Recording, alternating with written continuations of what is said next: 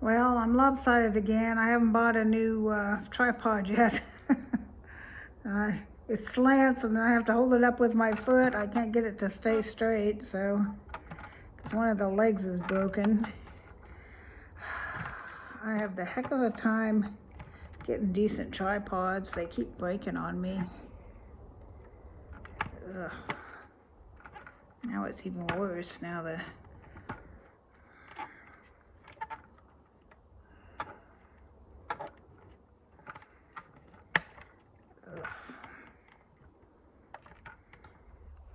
Okay, that's as good as it's gonna get. So the room's kind of slanted, all trying to make me be straight. Alrighty, happy Mass Monday. I went to the Grandparents Association meeting, and then afterwards we stayed and did a little planning for they have a ladies' tea every year. And the first year the grandparents did one table. You decorate it, and then, it seats 8 people, so either you can fill up the table or have other people come and sit with your random people or whatever. So we filled up one table the first year. Second year, 2 tables. This year, 3 tables, plus we're decorating one for the single, onesie twosie people. So we're decorating 4 tables this year. So we'll see how that goes. You gotta have everything. Dishes, 3-tiered thing to put the desserts on that they provide. They provide all the food and everything. Little things to put the tea bags in and the sugar in and so on, and cups and saucers and napkins and plates and tablecloths and chair cover, all that stuff. You have to provide all that stuff to decorate your table up all fancy dancy. If you go back and look at my previous April-ish, May-ish, March-ish, April-ish videos, there's usually one showing what all the tables look like. They're all like really, really fancy. I mean, the first year we did it a fun one. We're gonna do that one again this year because it's been like 5 years and we figured nobody's gonna remember. It's one of the ladies has all the different colors and stuff of the fiesta ware. That's a bright Mexican looking stuff. So we still got all the decorations for that one. So just to make it easier, instead of trying to do 4 tables, we're gonna decorate it, but we don't have to buy anything or whatever. So we've got all that stuff. So that's going to be one of our tables, and then we'll figure out the other 3 from there. Alrighty. I also went out, and I'll do a video and show it to you tomorrow. I went out to check out my sons. They have 2 little piglets and a baby cow, and then of course they're donkeys and they're puppies and everything. So I went over there to meet the pigs and the cow and took pictures of all their critters except the chickens. I forgot to take pictures of the chickens, so I'll have a video tomorrow with all the critters in it.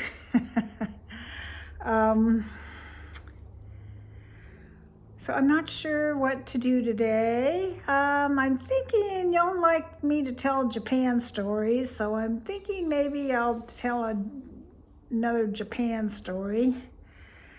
This is not as much Japan as being in the military, because they have, military dentists, military doctors, all that stuff. So when I was over there, I needed to get my wisdom teeth pulled. And all 4 of them were growing sideways, so they had to drill them out. And, I went to the Air Force dentist guy, and the high-speed drill broke, so then they had to use a slow-speed drill, and it got so hot it burned my lip. And it was sort of a disaster. They were gonna do all 4 at once, but because the drill broke and all that, they did 2, and then they had to go back later and get the other 2 done. But yeah, that was not a fun experience. And then I had fertility problems, so they did some tests and figured out one of my tubes was blocked. So they do this thing where they sort of blow air up your hoo-ha, unblock your tubes, hopefully. And in Japan, their doctors learn by watching, not so much like by doing like ours do. I mean, our doctors almost from the beginning, they get firsthand experience. So this was something that wasn't done very often. So they asked if I'd mind if, they could observe some of the, so I ended up with my feet in stirrups, up in the air, my hoo-ha hanging, and this whole sea of Japanese doctors like, looking to see what was going on. So yeah, that was not fun. A little embarrassing.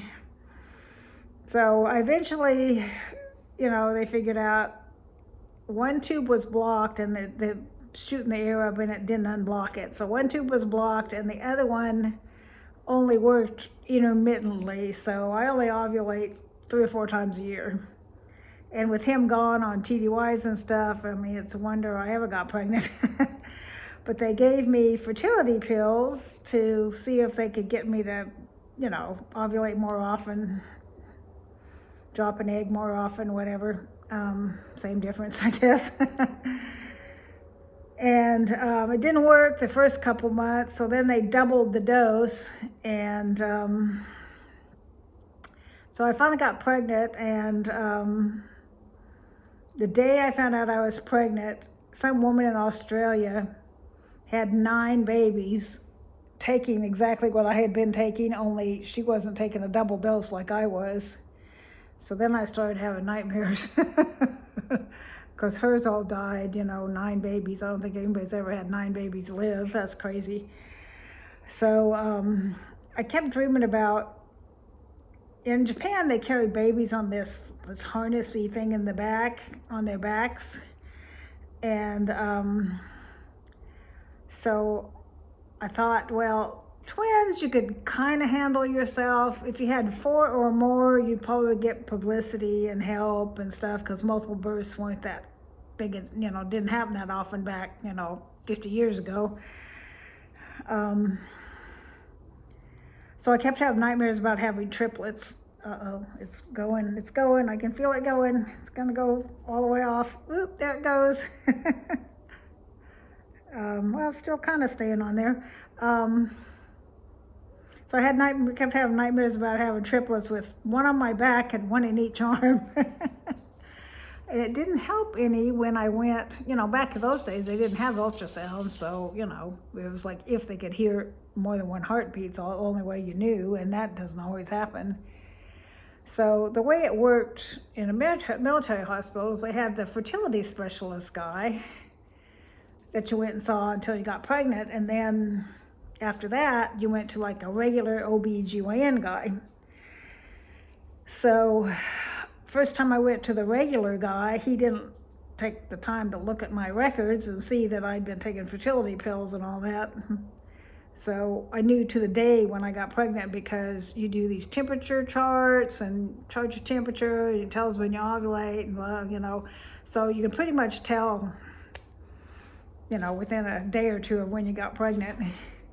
So he gets out his little tape measure thing and he measures me and he's like, "Are you sure you're only 3 months pregnant? You measure out more like 5 months." So then that did not help my fears of having triplets by being bigger than normal. But I'm very, it's hard to tell with my, being overweight and all that, but I'm very small boned, and I think that was probably part of it. Was I'm super small boned, so the baby didn't have anywhere to go inside, so it was all outside. So when I had the baby, he was a month late. Hey, baby. Want me to pet you? No? You want to just sniff my fingers? Wish you would let me pet him. Still no. I went to a doctor, a vet, the local one, to see if they would give me heartworm and flea medicine for him without me bringing him in, because I don't want him to end up getting heartworm just because I can't bring him into a vet. And they said they have to see him before they can prescribe anything, which is kind of what I figured they would say. So I'm going to try and find out who he went to when he had his surgery and stuff and see if I can get them to prescribe some, heartworm and flea and tick medicine, because I don't know how long it'll take him to let me get him on a leash and into the doctor. So anyway, he's claimed my turtles. He hasn't chewed them up yet. Only toys, how they gut the stuffed toys. He was like, he's got a bunch of little stuffed balls, and he killed one of them today. But he hasn't torn up any of his other toys yet. Anyway, back to my story, baby story. So I ended up 3 weeks late, and back nowadays they don't let you go that long, but back in those days they just kind of let you keep going until you had it yourself. And finally, after 3 weeks, the doctor's like, well, we probably ought to induce. And then he's like, well, come in on Tuesday because Monday's a holiday. And I'm like, okay. And then he's like, no, wait, you got to come in on Monday. And he starts snickering and laughing. And I'm like, what? And he's like, Monday's Labor Day. Ha, ha, ha, ha, ha. I thought that was funny. And I'm like, you may think it's funny. I'm the one going to be doing the labor. I think he wants to go out. He can hold it. So anyway, I had him on Labor Day. And some years his birthday's on Labor Day. Some years not, because it varies what day of the year, day of the month Labor Day is on. So anyway, that's my medical stories. And it was funny when I would go like to department stores or grocery stores or whatever, off base, in with the general Japanese population. They just love what they call round-eyed babies. And they would take him and pass him all around. Pretty soon he's halfway across the store, and I'm like, wait, bring my baby back. And they just pass him around thinking he was so cute. He was just... The next 2 babies born in our little circle of friends were half Japanese. And I had this picture, of course it got lost when I got flooded out, but I used to have this picture of him on a bed, and then these 2 little half Japanese babies that were next to him, and he looked twice as big as they did, because he was like 9'3½", so he was a big baby because he was so late. And then by 3 months he weighed 18 pounds. But he started crawling and walking really, really young. Like, he was walking at 7 months, which is very young. What are you doing? If you can see him, he's up. Where, I guess you can't see him. He's up in the windowsill, and it's like gotta be 4 feet off the ground, and he jumps up there from the, not on, like when he's on the windowsill behind the couch, he jumps on the couch and then on the windowsill, but when he jumps in the other windowsill, he jumps from the floor all the way up to the windowsill. So he's a jumper.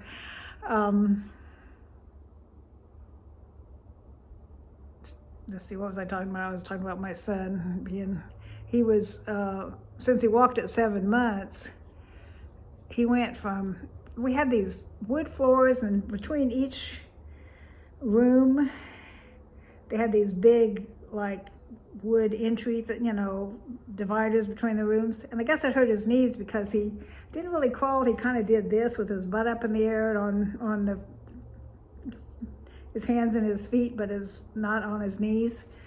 And I guess he decided, forget that, and he just stood up and started walking at a really young age. And once he started walking, he went from walking to running. And so he ran all that weight off, and he weighed 18 pounds at 3 months, and he weighed 18 pounds at a year because he started getting super active. And he was a pistol, that kid was. We lived in this little courtyard of American-style houses, and there was like maybe 6 houses, and they had picket fence gates, but then the rest of the yard was fenced in with like cement blocks about 4 feet tall, so he couldn't get over those. But I go back in the house to get a drink or something, and I come back out, and there's kids across the court, and 9 months old, I come out and he's on the other side of the picket fence gate. He had climbed over and was getting ready to across the street to go check out the kids across the street. I'm like, ugh, this kid's gonna be a pistol. And we had this, in the Philippines, you can get this 3D kind of carved wood that's really pretty. We had like an end table and coffee table with this 3D carved wood, and had a glass top to it, which not the best thing with kids, but you know.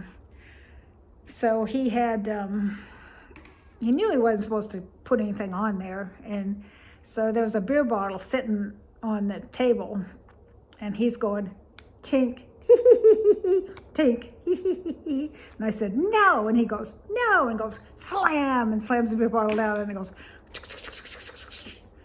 broke the whole glass top, and that stuff was thick, so it was expensive. I'm surprised it broke. It was pretty thick. Kids. And we had, it was open shelves, even on the bottom. I mean, I don't think there were any shelves above the sink, but they were just open shelves on the bottom, and I had put curtains on them. So I come out of the bathroom, bedroom, wherever, and he's sitting in the middle of the kitchen floor throwing flour up in the air that he'd gotten into. And instead of getting mad, I went and ran and got the camera, or the video camera, to take a video of it, because it was so funny, because he's just sitting on the floor having a good old time, just throwing flour up in the air, making a big old mess. His brother was equally mischievous, and he walked really early too. I think he was 7.5 months, so they walked to a similar age. And his brother was under a year, and I come around the corner into the kitchen, and he had pulled out one drawer, and then another drawer, and then another drawer, so it made like steps, and climbed up onto the kitchen counter, and he's sitting in the middle of the stove. Luckily, they weren't on. Sitting on the middle of the stove, eating cookies. Kids. Alrighty, it's been 17 minutes of story time. Oh. And there's something going on outside. Must be a squirrel or something, because Paco's going nuts trying to see what's going on out there. I'll have to go let him out so he can chase whatever's out there. Is there something out there you want to chase, huh? This feels good. It was, I forgot to show you what it was. It's a Beauty Spot Rose Hip Essence Mask. See if I try and get it to be straight, because the whole thing's like crooked. I'm trying to make it be straight. Boy, this thing didn't stay on, did it? It's clear down to here now. Alrighty, well, happy Mass Monday, and watch for tomorrow, the donkeys and pigs and cows, oh my, video. Love y'all.